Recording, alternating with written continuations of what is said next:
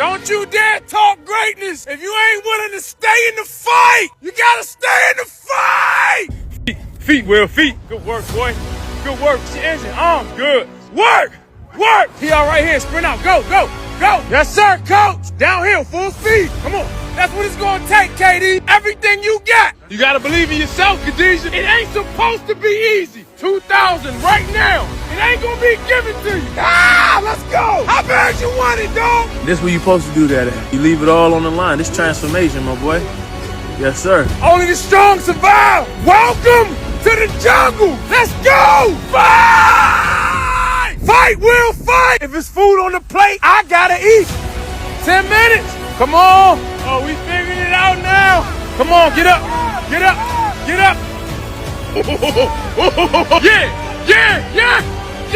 What's up? That's another level. Yeah, fight. Work for it. Well, we showed up to see what was in the tank. Let's go. Work, Khadijah, go. Only the dogs. Drive. You greater than you think. Finish. Whatever it takes now. Move. That's why we showed up. That's when that dog come out. Last one. Yeah. Let's go, Will. Let's go. You gotta stay in the fight. Say this. Something's about to shift. Can you say that? I said something's about to shift. Come on, find your neighbor. Say. I said something's about to shift. Something's stirring up. Say. Something's about to shift. Come on. Lift it up. I said something's about to shift. Over my family, over my finances, over my life. Come on.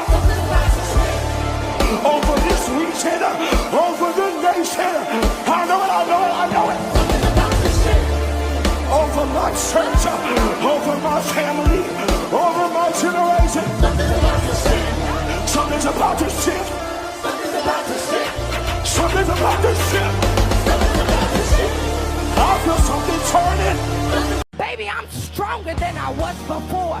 Baby, I believe God in a way I never believed God before. That heartbreak was increase in disguise. That betrayal was increase in disguise. I didn't know it, but it pushed me closer to God. I didn't know it, but it made me start crying out in a way I must be wrong with me. Why do I have all these devils attacking me? Ain't nothing wrong with you. You got a lot right with you, because the devil don't mess with people that are losers. He messes with people. He says these are the best God has. These are the great. There ought to be a teenager that ought to break loose if you believe what I'm preaching right now. You know why you're fighting hell? The devil's scared to death that you'll ever figure out you're the best God has. I'm not preaching to average kids. I'm preaching to the king's seed. I'm preaching to citizens of heaven. I'm preaching to the king's best. That's... Somebody worship God for just a moment right now.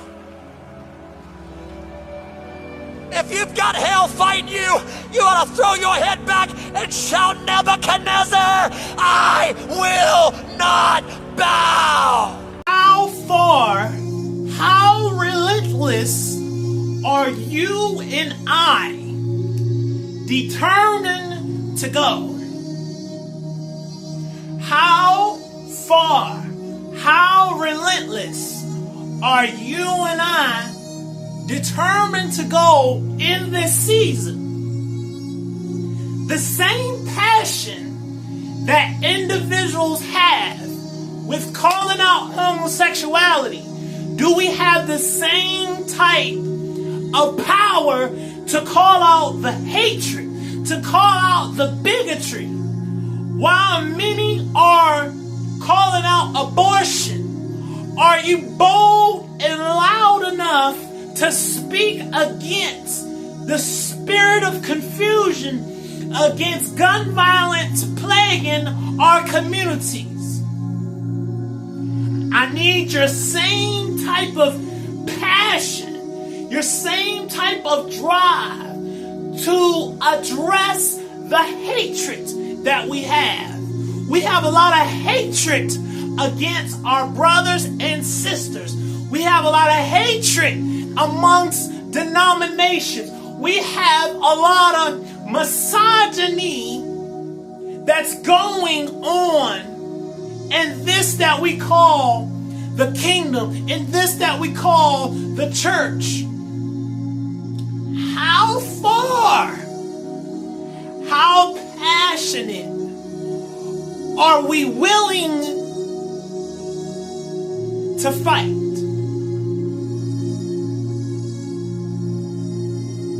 Some of the things that we're calling weapons, we don't even realize that we are the weapons. Let me say that one more time for those in the back and those in the front. Yeah, there are weapons that have been formed, but many of us don't realize and recognize that we are a weapon. Some of us, we are so caught up in dogma.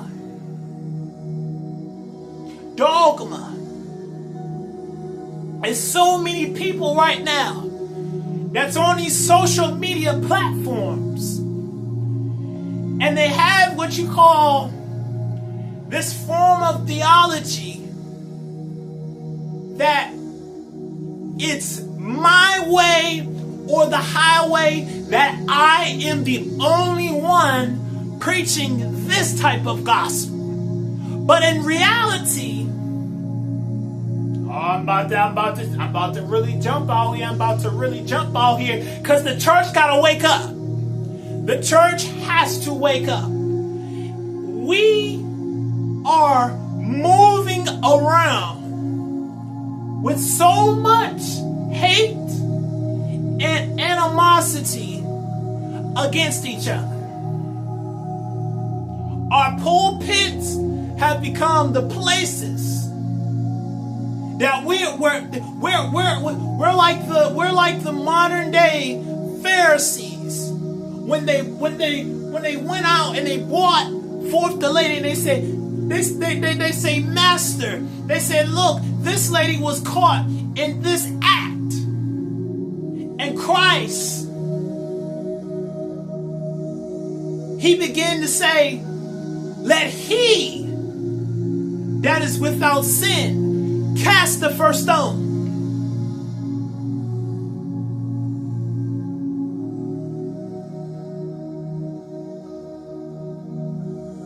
I got a question. How far and how willingly are you and I really standing for truth? I'm trying to figure out how it is we can call out every self-inflicted nonsense, but we're too scared to call out bigotry. We're too scared to speak out against principalities.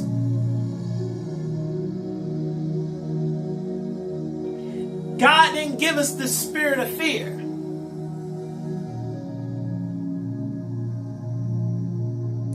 Order needs to be called to the body of Christ. Order needs to be called. We have so many individuals that are crying out for restoration. They are crying out for a move of God. But some of us have put prerequisites on that. We're telling people that when they pray, they gotta take their hat off because God don't hear their prayer. But last time that I checked, I thought God was married to the backslider. So we have that type of dogma that's going on. Then we have the dogma because we have misogyny that's going on. We got men telling women of God that they're not called because they're preaching. But if they were out shaking their tail feather, the men in the church will have any and everything to say. So you have a problem with a female prophetess. Is it because you have not dealt with that spirit of insecurity? Men, I'm talking to the men. You have a problem with women being in leadership. But when are you going to get up off of your behind and become the man of God that he's called you to be?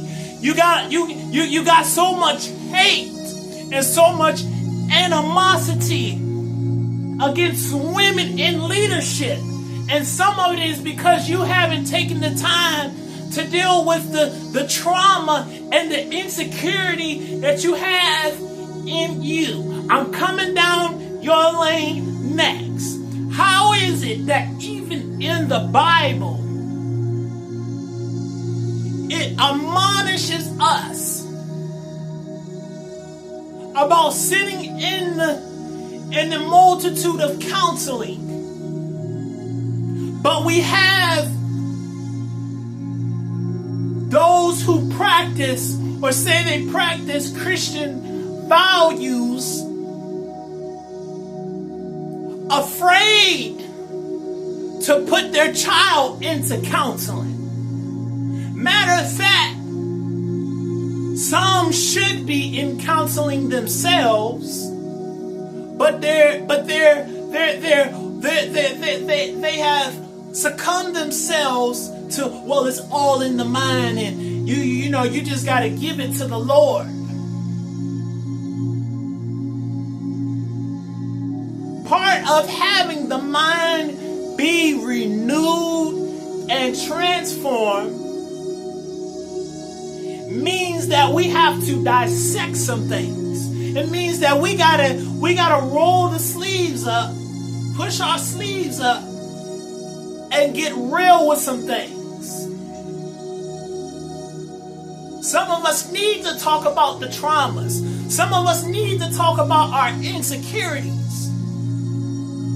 Maybe perhaps when the world can see the body become healed, then we can truly see a transformation truly take place in our communities. Can I talk about this stubborn spirit? This stubborn spirit where individuals that have been in leadership since Jesus was a baby, but because they're so stuck and stubborn and insecure,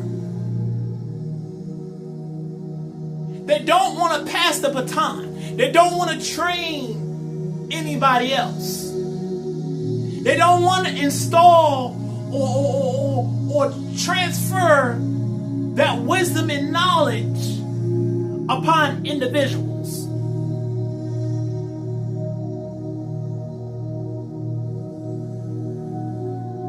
I know many probably want a text. Many probably want a text. Many probably want a specific Bible text.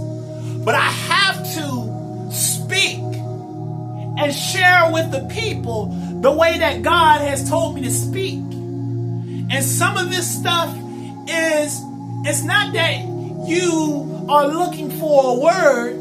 Many of you already have a word. Many of you already know certain texts. It's just as whether or not if you are going to take that word that you have heard already, the word that has already been imparted into you, are you willing to ignite? Are you willing to apply that word? There are many people that know that they are called to be prophets, pastors, bishops, and evangelists, but you are still stuck.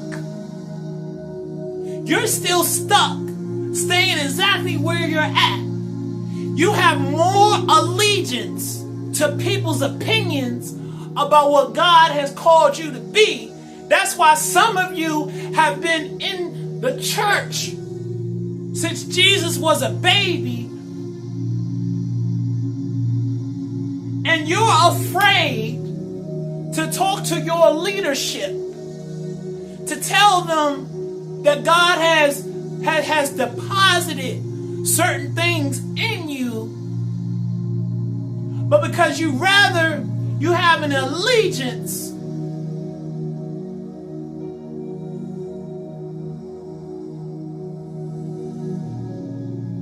to man,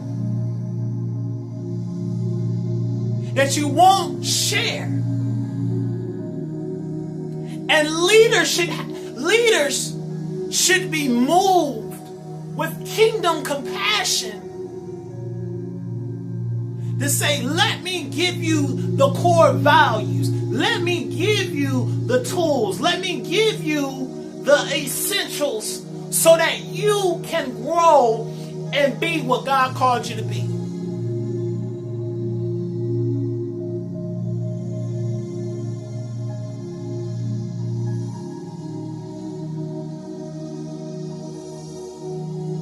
Some of us have gotten so out of complacent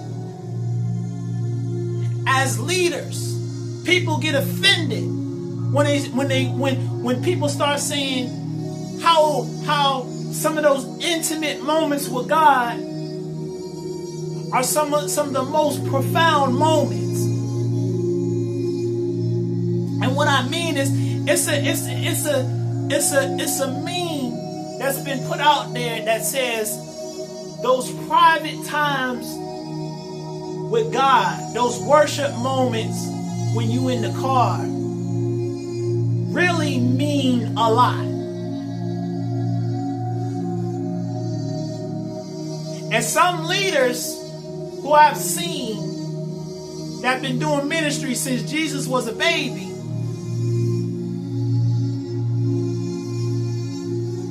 they say, well, what do you mean all these years I put in? You mean to tell me that you're going to equate and say that that moment is more important than the moment that you have with coming to church? And my brothers and sisters, leaders, whether or not, if we like it or not, there are some things that's being shifted.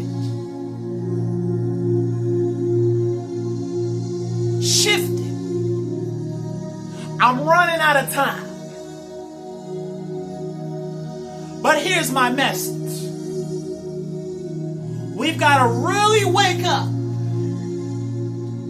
And we've got to really become the people that God has called us to be. And we got to really conquer the earth and not just the church. We should be spreading the gospel beyond just Sunday services, beyond just Sunday school, beyond just Bible studies. We should be sharing the word of God. We should be going to the homeless shelters. We should be going to the prisons. It's really time for us to step up to the plate and be all that God has called us to be. Because this is the season of kingdom takeover.